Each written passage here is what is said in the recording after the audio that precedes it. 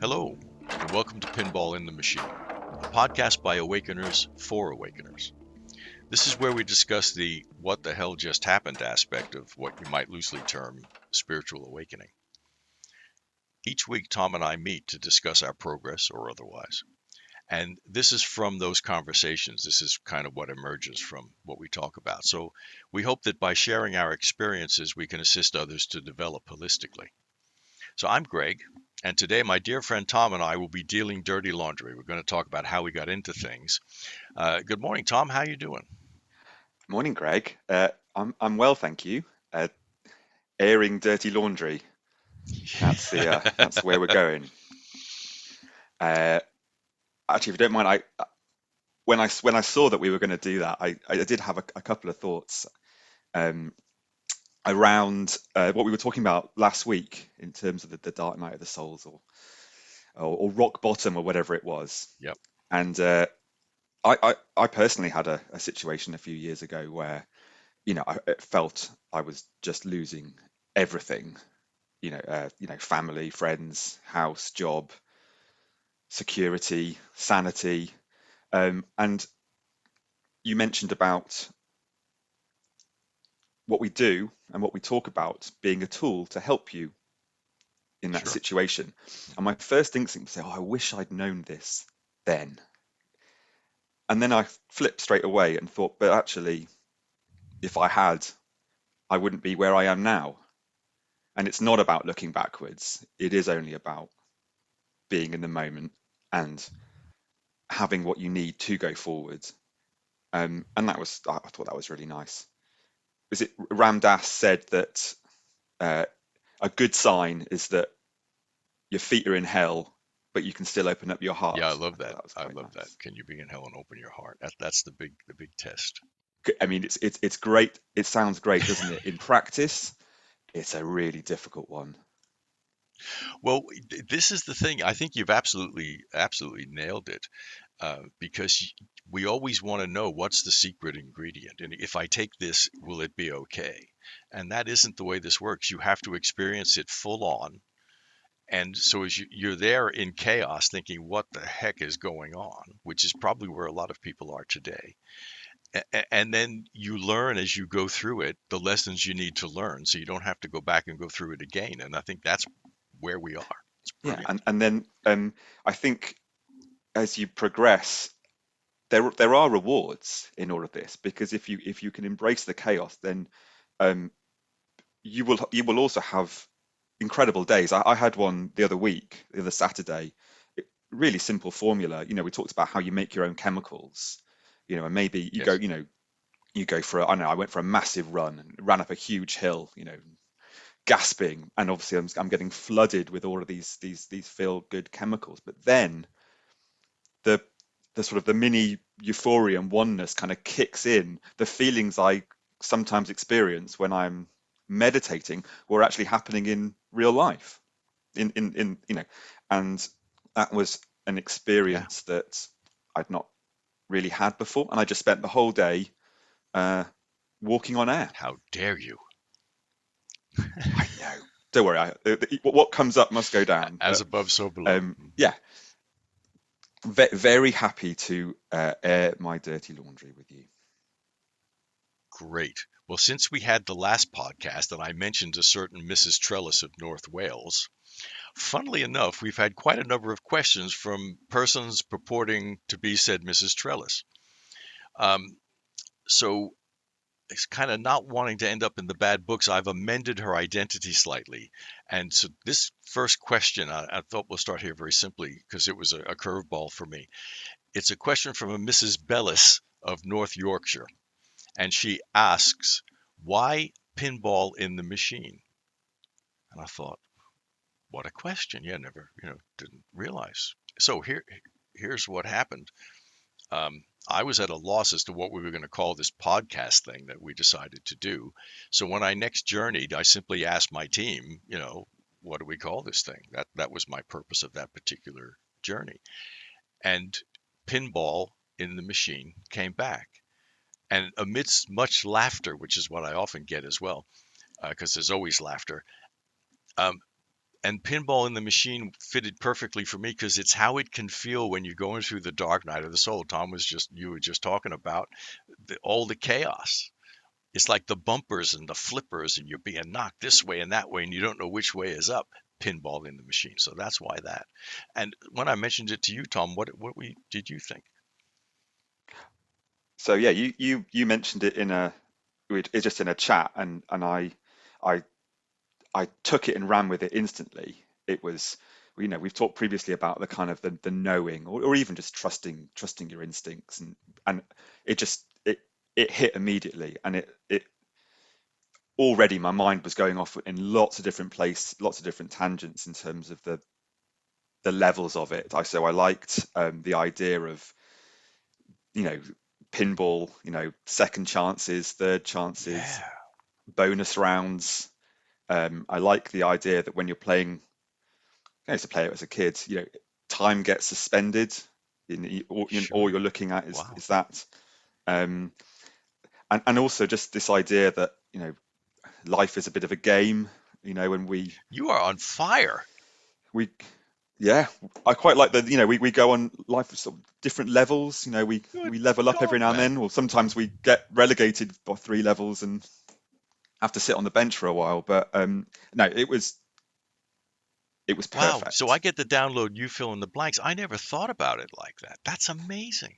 I love the Yeah, way we can yeah, bounce this because it gives it a whole different feel to me. yeah. And there's lots more that we can do and Wow. should do with it. Um, you know, if we have a website, with the website That's and stuff coming. like that, we can do some That's coming. visuals. So we're going to air the dirty laundry, as you say, or deal in dirty laundry, as they would say back in the day, um, about how we got started, really, to do this on this journey thing, and our experiences. I wondered if you could talk to that for a second. Sure. So um, I think yeah, a couple of years ago when you kind of reached out, obviously we knew it, we knew each other before then quite well, but you reached out to a kind of a few people because you had this feeling, didn't you, that you wanted to Yep. create something.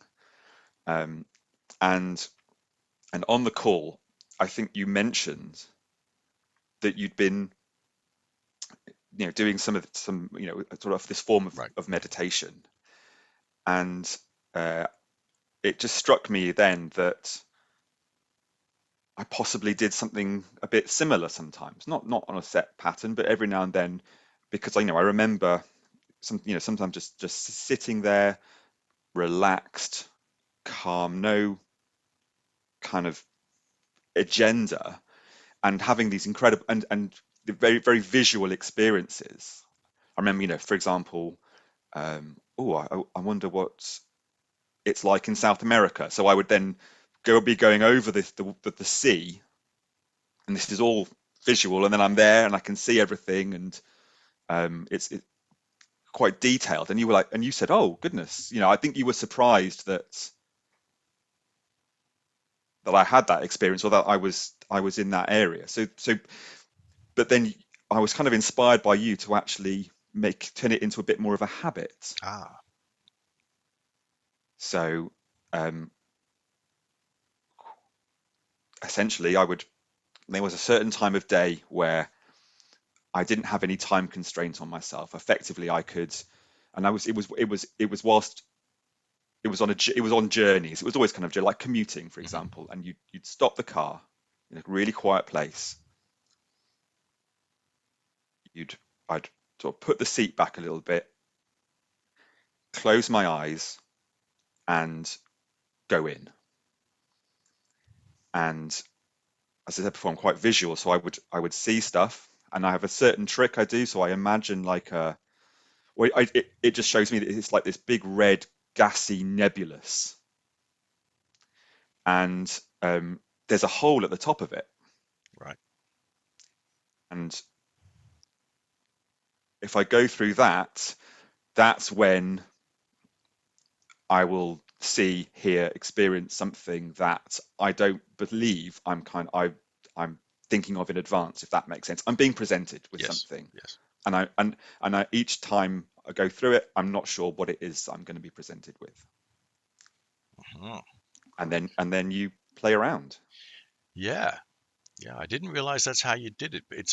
It's interesting because you are particularly visual and I'm not. I'm a kinesthetic. I'm a touchy-feely guy, which is why I learn in a different way because I don't see the patterns as such, but I can sense them. And I'm very, very fortunate because I came to this completely by accident. I had never intended to meditate, and there's a reason for that. But I was sitting in my garden one day. It was a sunny day, summertime, perfect temperature, and the birds were singing. It was beautiful, and I just closed my eyes. I'm not sure of the timings of this, but in a moment or a few moments or whatever it was, this huge bird appeared. I got this sense of a huge bird, like a condor. But when I was a kid, there was a car called a Thunderbird, a T-bird, and the logo was this large bird. The wings came out from the body at 90 degrees, and they were multicolored, and that's what I got. And the bird didn't do anything. I was just connected to it. I felt this amazing connection, not a thought, but a feeling. And it was strange and it was powerful. And what happened was, for the next couple of days, I was obsessed with this bird. I started to research the Aztecs and all that stuff, all the symbolism. But what I really wanted to do was get back into the garden, just relax, right? Just naturally let myself relax, close my eyes, and there he was. So it sort of went on from there. In a sense, the part of me that knows better was showing me how to do what I now love to do, even though I hadn't set out to do it. Um, so since then, and that was about 5 years ago, the bird has faded, and there have been a few iterations, the latest one being a Chinese monk, which we may get into down the line. But over 30 years ago, I trained as a hypnotherapist. And back in 1992, I had the honor and pleasure to accompany a man named Orman McGill on his visit to our group in London. He was coming over to lecture. He was the Dean of American Hypnosis, and he was also a very experienced yogi. And I was with him. He was 82 years old. He was the most gentle soul I had ever met, and he had the wonderment of a child. Everything was amazing to Orman. So on one occasion, we were sitting quietly. I said, Orman, what's the difference between meditation and hypnosis? Because I can go into hypnosis at the drop of a hat. I've done it for over 30 years, but I can't meditate for toffee. And he said, well, meditation is sitting in an altered state of consciousness, waiting for something to happen. And hypnosis is sitting in an altered state of consciousness, making something happen. And that's why I thought I couldn't meditate because my mind doesn't wait. It bounces around, it doesn't wait. There's no option there. But what Orman meant was he meant allow. So you go into the altered state and you allow. You just said it, Tom. You just said, well, I just wait to see what happens. What happens next, right? That's Yeah. allowing. So waiting is passive and allowing is active, and it's really different. Wow. What hit me there is that I think that means that I must do both then, because I definitely sometimes go in and it's much more like lucid dreaming, Ah, right? I kind of set what I want to see, and then I go and play around with it, and it's kind of like watching TV, right? But I don't come out of it really feeling anything other than I've just watched some TV, you know. right. Whereas when I go in with the no expectation, and the stuff hits me, that's when it feels much stronger, and that's when you start getting these, well, you call them downloads, don't you? But you get these insights Yeah.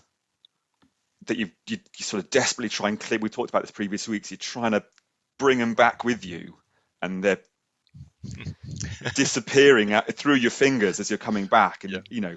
um, so one is, so one is about, enlightenment, or growing, and the other one is just a hobby. Bit of fun. But I hadn't appreciated that. I hadn't really thought about the difference until you said that. It is a very big difference, it turns out, because waiting, first of all, if you have a very monkey mind like I do, it's not a possibility. And so that's why I couldn't do it, because my mind was never quiet. But once I allowed, I said, okay, so whatever you're here to teach me today, bring it on, or whatever that is. And what am I doing? I'm now actually participating in something. I'm connected to something, so my mind is occupied, you see, and it really helped me.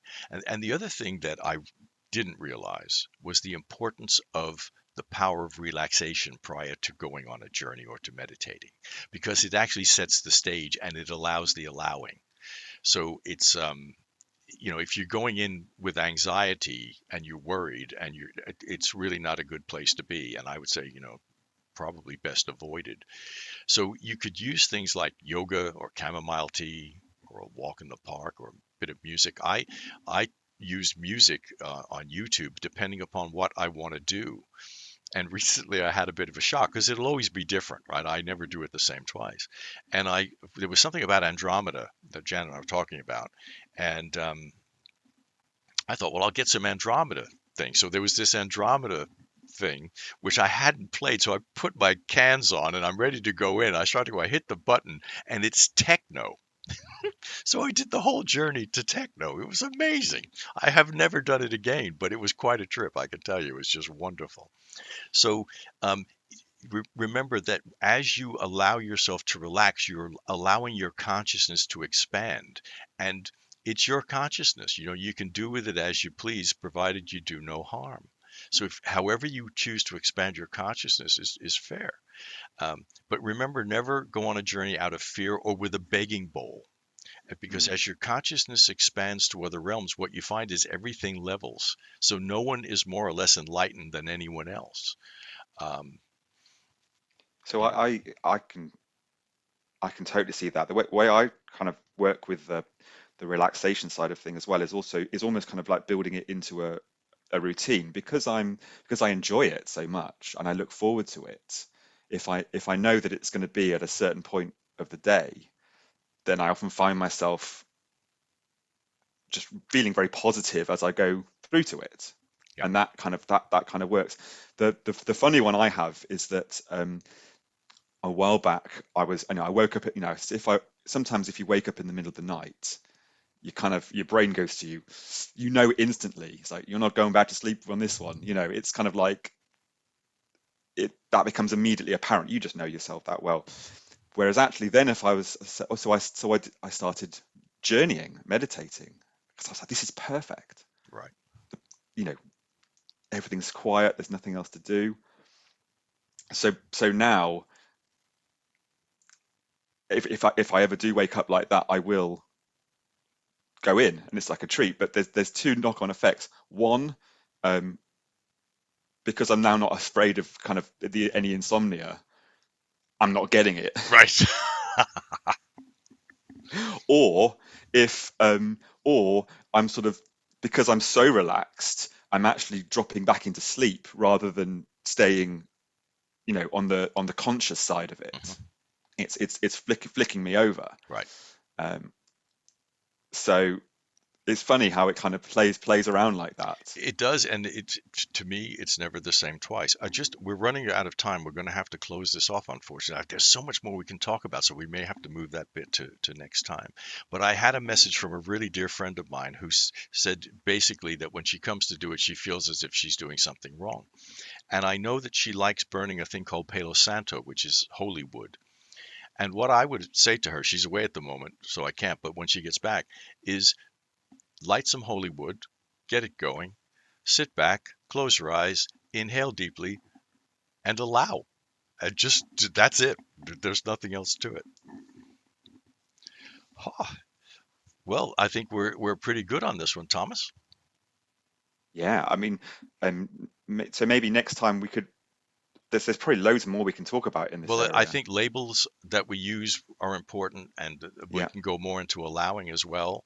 Um, so yeah, we and got an intent. an intent. Okay, let's see what we can pull up. Um, and that kind of brings us to the end of this episode. And I hope it might have had some effect, if only to pass the time. If you enjoyed our little meanderings, please rate and review us on Apple Podcasts or whichever platform you're using.